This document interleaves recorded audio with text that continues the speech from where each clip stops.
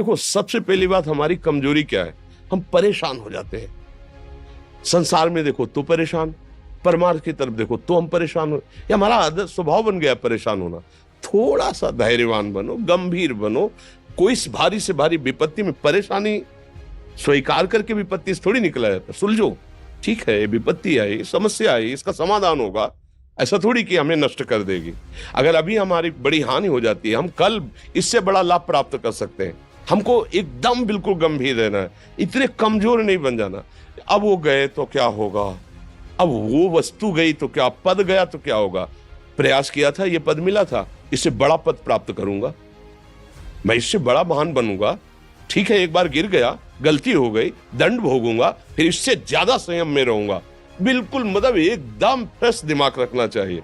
और अपने लोग क्या है, जरा सी बात में एकदम पछड़ा कर लेते हैं, एकदम कमजोर हो जाते हैं। ये बिल्कुल ठीक नहीं है। हम जीवन भर की यात्रा की बात कह रहे हैं, भारी से भारी कष्ट में भी मुस्कुराना, तो हमें बल मिला है, हमें भगवान की कृपा का दर्शन हुआ है, हमें उनका दुलार दिखाई दिया है। अगर ऐसे तो भाग जाते हैं, फिर परमार्थ में थोड़ी चलना होता है। आज जो आप सुन करके लाभ लेने की चेष्टा कर रहे हो ना, ये केवल प्रवचन नहीं है, ये जीवन है।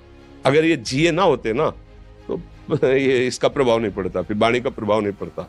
हम इसीलिए कहते हैं, जैसे आप लोग एकदम परेशान हो जाते हैं, जब बोलो क्या हमसे ज्यादा परेशानी होगी, दोनों किडनी खराब, दवाई लाने के लिए पैसे नहीं, पानी रखा है हम उठ के पी नहीं सकते, भीषण शरीर में कष्ट, भीषण बुखार, क्योंकि किडनी फेल, जरा में बुखार, खाने को क्या, रोटी मांग के लाओ। अगर वहां सब्जी मिलती तो लाल मिर्च ऐसी पड़ के मिलती थी कि वो पा नहीं सकते थे।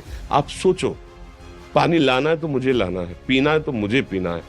अगर मैं हारता तो कहां पहुंच जाता, क्या स्थिति होती। नहीं, मरना है, पर कदम पीछे। कोई दिन ऐसा नहीं जिस दिन सेवा ना की हो, जिस दिन सेवा ना गए हो।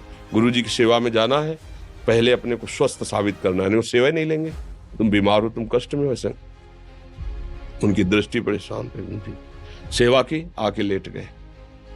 फिर हिम्मत की, अपनी श्री जी की सेवा की, मधुकरी नहीं गए, 3-4 दिन भोजन नहीं गए, पर सेवा नहीं छोड़ा, दिनचर्या नहीं छोड़ी। और उसका प्रधान कारण संयम, ब्रह्मचर्य, भगवत आश्रय, नाम जप, कभी हारने नहीं दिया। अभी भी थोड़ी देर बाद डायलिसिस शुरू हुआ, हारने, आपको हारे हुए नजर आ रहे हैं। शरीर में पीड़ा है, किडनी फेल है, ऐसा तो हम स्वस्थ बैठे हैं, पीड़ा है, बार बार प्यास लगती है, थोड़ा थोड़ा पानी मिलता है, लेकिन हम आनंदित हैं, हम प्रसन्न हैं। हम लड़ाई में हारे नहीं हैं, ना हारेंगे, हम जीत चुके हैं। हम अपने मालिक के भरोसे में अपना सब बात, तो वो ये हम अपनी बड़ाई नहीं बता रहे, हम आपको बता रहे समस्या। सोचो, तुम्हारे पास तो माँ है, भाई है, बहन है, परिवार है, कोई ना कोई तो है ना। मेरा किसी ने कभी जीवन में ध्यान भी नहीं दिया, क्यों? बचपन से बाबा जी बन गए, किसी से प्यार नहीं, किसी से संबंध नहीं, कोई जानकारी नहीं, हम कहाँ हैं, वो कहाँ, किसी से कोई मतलब नहीं। अच्छा, जवान साधु कौन श्रद्धा करे? कभी गांव जाने की हिम्मत नहीं पड़ती कि रोटी मांग ले, पता नहीं लोग क्या सोचेंगे, क्या भावना कर ले। हम दरवाजे पे खड़े हैं, क्या कैसी भाव, जो हमारे सामने आकाश वृत्ति से आया यौवन अवस्था में, वही पाया, अन्यथा भूखे रह गए। जब हम हर समय अपने को विवेक के द्वारा सावधान रखे, तो हम कभी निराश नहीं हुए, कभी उदास नहीं हुए, कभी ऐसा नहीं लगा कि यार हम दुखी, कभी नहीं लगा। उसी का फल है कि उस सुख का संकेत मिल गया जहां दुख की निशानी भी नहीं है। वही उसी के बच्चे हो, हम सब उसी धातु से बने हुए हैं। हम इतना क्यों परेशान हो जाते हैं? हम ये देखते हैं अपने लोग, थोड़ी बात बिगड़ गई परेशान, नहीं बिगड़ी तो बिगड़ जाने की संभावना में परेशान है। आज सुख है, लेकिन कल सुख छिन जाएगा, तो हम आज के सुख में सुखी ना होकर कल के दुख की आने की संभावना में हम भयभीत हो। मतलब क्या हमारी सोच रह गई? हमको इतना बलवान बनना है कि सुख और दुख दोनों हमको छू न सके। भारी से भारी सुख की व्यवस्था है तो अहंकार नहीं, हर्षित होकर किसी का अपमान न करे कि हम धनी, हम पदाधिकारी, अमुक। भारी से भारी दुख आया तो हमें किसी के सहयोग की जरूरत नहीं, हम फिर अपने कदम बढ़ाएंगे, हम फिर जुड़ी हुई अपनी भावनाओं को सजाएंगे।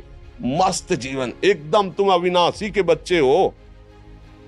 शेर का बच्चा भेड़ों के बीच में फंसकर म्यों म्यों बोल रहा है, बस अगर दहाड़ना सीख जाए तो कोई भी उसे परास्त नहीं कर सकता। ऐसे भगवद अंश तू प्रपंच में फंसकर अपने को इतना दीन क्यों देख रहा है? तू ऐसा है कि भगवान के दिव्यास्त्र में भी ताकत नहीं तेरे को मार सके। तू अविनाशी का अविनाशी बच्चा है, विनाशी भोगों को, विनाशी शरीर को मैं मान के इतना भयभीत, इतना दुख ठीक नहीं। ये सबके लिए, केवल एक के लिए नहीं। आप समझो, आप लोग सोचते हैं हम गृहस्थ होकर भला ऐसी स्थिति कैसे। जनक जी सुखदेव जी के गुरु हैं और राजा हैं, महल है, रानियां हैं, नौकर है, चाकर। क्या सुखदेव जी जिनके शरीर में लंगोटी भी नहीं है, दिगंबर, परमहंस, परमहंस के गुरु है जनक जी जो राजा हैं। समझो आप ऐसा ना सोचे कि हम नौकरी कर रहे हैं, हम संसार में, हम गृहस्थ हैं, हम आध्यात्मिक की ऊंचाई पर नहीं चढ़ सकते। नहीं, आप एक सरकारी नौकरी या आप किसानी या व्यापार करते हुए आप एक अध्यात्म की ऊंचाई में चढ़ सकते हैं। और अध्यात्म ही है जो तुम्हें इस माया के दुख सुख से ऊपर उठा सकता है। दूसरा, चाहे जितनी संपत्ति आ जाए, आप सुखी नहीं हो सकते।